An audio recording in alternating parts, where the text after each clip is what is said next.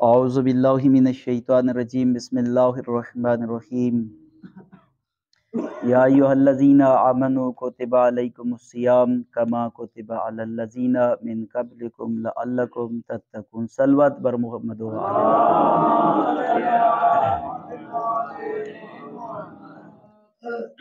میرے عزیزاں، میں نے جو آپ کے سامنے قرآن کریم کی آیات مجیدہ کو تلاوت کرنے کا شرف حاصل کیا ہے، میرے دوستو،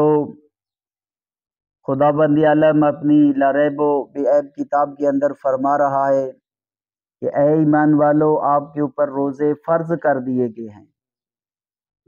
اور صرف آپ لوگوں کے اوپر فرض نہیں کیے، بلکہ فرمایا کہ آپ سے پہلے لوگوں کے اوپر بھی خدا بند عالم نے روزے فرض کیے تھے، اور ساتھ ہی خدا بند عالم نے علت بتائی کہ فرض کرنے کا مقصد کیا تھا، کیوں فرض کیے۔ فرمایا کہ آپ لوگ تاکہ متقی بن جائیں۔ خدا بند عالم نے جو روزے فرض کیے آپ لوگوں سے پہلے لوگوں کے اوپر، پہلی جو امتیں ہیں ان کے اوپر بھی فرض کیے، اور علت یہی بتائی کہ تاکہ آپ لوگ متقی بن جائیں۔ کیوں؟ آپ کو پتہ ہے کہ جنت کے اندر خدا بند عالم نے جنہیں بھیجنا ہے وہ متقی لوگ ہوں گے، وہ پرہیزگار لوگ ہوں گے، انہوں نے جنت میں جانا۔ خدا چاہتا ہے کہ آپ لوگ بھی پرہیزگار بن جائیں اور جنت میں چلے جائیں۔ میرے دوستو، یہ جو جس ماہ مبارک کے ہم آج زندگی گزار رہے ہیں، جس کے اندر ماہ مبارک، اس ماہ کو خدا بند عالم نے فرمایا کہ یہ میرا مہینہ ہے، ہیں تو سارے کے سارے خدا بند عالم کے مہینے، مگر اس کو خدا بند عالم نے اپنی طرف نسبت دے کر باقی مہینوں کے اوپر فضیلت عطا فرمائی۔ جیسے کہ ساری کی ساری مساجد جو ہیں یہ اللہ کا گھر ہے، مگر خدا بند عالم نے بیت اللہ کو، خانہ کعبہ کو کیا فرمایا کہ یہ بیت اللہ، یہ میرا گھر ہے۔ یعنی یہ کہہ کر خدا بند عالم نے باقی مسجدوں کے اوپر اس گھر کو زیادہ فضیلت عطا فرمائی۔ میرے دوستو، ہمارے مولا حضرت امیر المومنین علی ابن ابی طالب، میرے مولا فرماتے ہیں کہ ماہ مبارک کو باقی مہینوں کے اوپر اسی طرح فضیلت حاصل ہے جس طرح عام بندے، فرمایا کہ جس طرح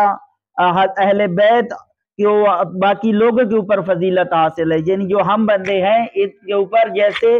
اہل بیت کو فضیلت حاصل ہے، اسی طرح ماہ مبارک کو باقی مہینوں کے اوپر فضیلت حاصل ہے۔ تو میرے دوستو، خدا بند عالم نے فرمایا کہ یہ میرا مہینہ ہے، اور فرمایا کہ اس کے اندر آپ کا سانس لینا وہ بھی قیمتی ہے۔ فرمایا آپ سانس لیں گے تو ایسے ثواب آپ کو ملے گا جیسے آپ تسبیح پڑھ رہے ہیں، سبحان اللہ سبحان اللہ۔ اور ایک بار سبحان اللہ کہنا کیا ہی بات ہے، اس کا کتنا خدا بند عالم کے نزدیک ثواب ہے۔ تو میرے دوستو، حضرت سلیمان جو کہ اللہ کے پیغمبر تھے، انہوں نے خدا بند عالم سے دعا مانگی تھی، خدایا مجھے ایسی حکومت عطا فرما جو نہ مجھ سے پہلے کسی کو عطا کی ہو، نہ مجھ سے آنے والے بعد میں جتنے انبیاء آئیں، احمد علیہ السلام ہے، ان میں سے کسی کو بھی وہ حکومت عطا نہ ہو۔ اللہ کے نبی نے دعا مانگی، خدا بند عالم نے دعا کو قبول کیا، اور آپ کو پتہ ہے کہ ان کی جو حکومت تھی اس میں کیا ہوتا تھا، ان کا جو تخت تھا وہ ہوا میں پرواز کرتا تھا۔ تو میرے دوستو، جب ان کا تخت ہوا میں پرواز کرتا تھا تو ایک بزرگ شخص نے اس کے تخت کو دیکھا، اللہ کے نبی کو،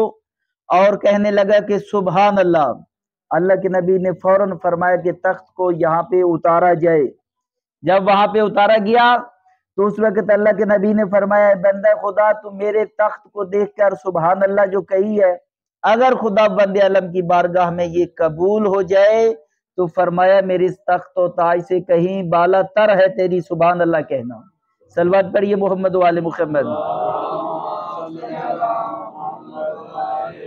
میرے دوستو، اس ماہ مبارک کے اندر ہم خدا بند عالم کے مہمان ہیں۔ اللہ تعالیٰ، اللہ کے رسول نے بتایا کہ اس ماہ کے اندر لوگ جو ہیں وہ اللہ کے مہمان ہیں۔ تو میرے دوستو، ہمیں فخر کرنا چاہیے۔ ہم اگر کسی عام بندے کے مہمان بنتے ہیں نا تو ہم بڑے خوش ہوتے ہیں کہ ہم جی فلاں صاحب کے مہمان ہیں، مگر خدا بند عالم کے اس ماہ کے مبارک کے اندر ہم مہمان ہیں۔ تو ہمیں چاہیے کہ ہم ایسے اعمال انجام دیں، ایسے کام کریں کہ جن سے خدا بند عالم راضی ہو۔ میرے دوستوں اللہ کے رسول نے بتایا اس ماہ مبارک کے اندر، فرمایا کہ یہ برکتوں والا مہینہ ہے، اس کے اندر برکتیں ہیں، اور فرمایا اس کے اندر یہ مغفرت والا مہینہ ہے، اس کے اندر بڑے بڑے جنہوں نے گناہ کر رکھے ہوئے ہیں، بلکہ روایتوں تک یہاں بھی ملتا ہے کہ ایسے گناہ جن کی معافی بھی نہیں، اگر وہ لوگ بھی اس ماہ کے اندر آئیں اور توبہ کریں تو خدا بند عالم آپ کی توبہ کو قبول فرمائے گا۔ میرے دوستو خدا بند عالم اپنے بندوں کے ساتھ بہت زیادہ محبت کرتا ہے، خدا چاہتا ہے کہ یہ میرے بندے جنت میں چلے جائیں، مگر یہ اختیار بندوں کو دیا کہ آپ جانا چاہتے ہیں یا نہیں جانا چاہتے، یعنی بتا دیے، رستے بھی سارے بتا دیے کہ یہ کام کرو گے تو جنت میں جاؤ گے، یہ کرو گے جہنم میں جاؤ گے، مگر اختیار اسی انسان کے پاس رکھا کہ آپ اگر اچھے عمل کریں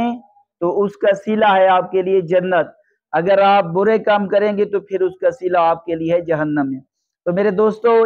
ماہ مبارک کے اندر ہر دن 1000 بندہ ایسا جن کے اوپر خدا بند عالم نے جہنم کو معین کر رکھا ہے کہ یہ بندہ یقیناً جہنم میں جائے گا، اور فرمایا کہ اگر وہ بندہ بھی چاہے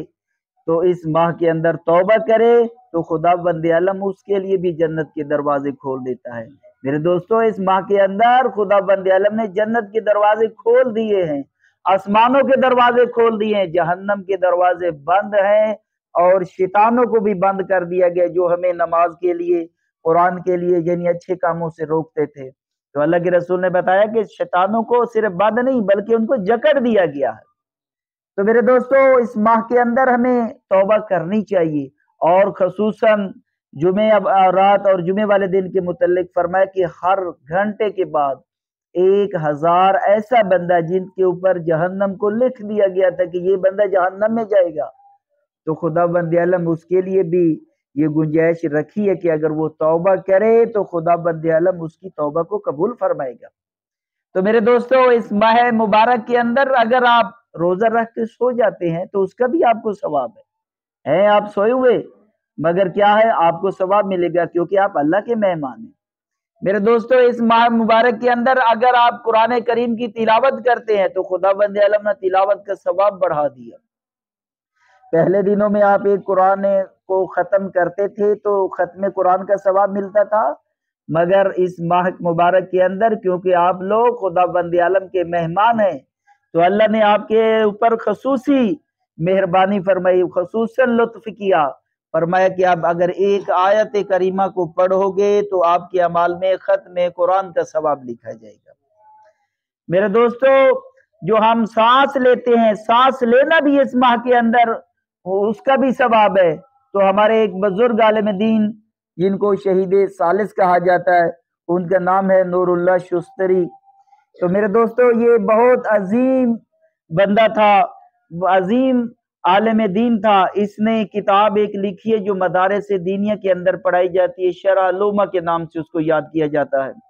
تو یہ تقریباً 6 سال میں پڑھائی جاتی ہے۔ اس نے ایک رات میں اس کتاب کو لکھ دیا تھا۔ اس کو بتایا گیا تھا کہ کل آپ کو شہید کر دیا جائے گا، تو اس نے وہاں پہ قید خانے کے اندر رہتے ہوئے ایک ٹھیکری لی اور اس کے اوپر لکھا کہ خدایا کیا یقیناً میرے لیے شہادت لکھ دی گئی ہے، کوئی بچانے کی گنجائش؟ تو میرے دوستو دوسری سائڈ کے اوپر جب اس نے وہ لکھ کر اوپر پھینکی نا تو دوسری سائڈ کے اوپر لکھا ہوا تھا کہ فاصبر عبدی، اے میرا بندہ تو صبر کر، یعنی اس کو یعنی جواب ملا۔ اور اس نے ایک رات کے اندر وہ کتاب لکھی اور وہ 6 سال کے اندر پڑھائی جاتی ہے۔ اگر ذہین طلاب ہوں تو وہ 3 سال کے اندر وہ پڑھ لیتے ہیں۔ تو میرے دوستو اس بندہ نے لکھا ہے کہ یہ جو انسان سانس لیتا ہے نا، تو فرمایا کہ اگر ان سانسوں کا ثواب اکٹھا کیا جائے کہ جو بندہ خدا بند عالم کا مہمان ہو تو وہ سانس لے رہا ہے دن میں اور رات میں، ادھر سے وہ عبادتیں کر رہا ہے، عبادتوں کا ثواب بھی بڑھا دیا گیا جیسے کہ میں نے قرآن کے متعلق بتایا۔ اسی طرح جو فریضے ہیں، اگر کوئی ایک نماز فرض ادا کرے گا تو اس کا 70 فریضے کا ثواب ملے گا، یعنی ثواب کو بڑھا چڑھا دیا گیا۔ اور اسی طرح اگر کوئی بندہ کسی بندے کا روزہ افطار کروائے گا تو فرمایا کہ اس کو غلام آزاد کرنے کا ثواب ملے گا، اور فرمایا کہ وہ جہنم سے بچ جائے گا۔ تو میرے دوستو اس عالم دین نے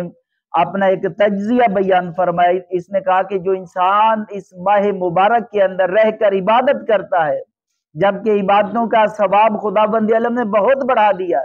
इसने फरमाया कि अगर बंदा खुदाबंद आलम का मेहमान होते हुए जो सांस लेता है, इसका सवाब एक पलड़े में रखा जाए, और जो इसने मेहनत की है, रोजा भी रखा है, कुरान करीम की तिलावत भी की है, वाजिब नमाजें भी पढ़ी हैं, और इजाफी भी इसने नमाजें पढ़ी हैं, सदकात और खैरात भी किया है, फरमाया इन तमाम चीजों का सवाब दूसरे पलड़े में रख दिया जाए। तो ये आलिम दीन फरमाते हैं कि इसकी जो इबादतों का सवाब है जो इसने मेहनत करके लिया, फरमाया कि ये कम है जो खुदाबंद आलम के मेहमान होते हुए इसने सांस लिए हैं, खुदाबंद आलम उसका सवाब ज्यादा देता है। सलवात बर मोहम्मद वाले। तो खुदाबंद आलम आपको और मुझे इस माह मुबारक से ज्यादा फायदे हासिल करने की तौफीक अता फरमाए।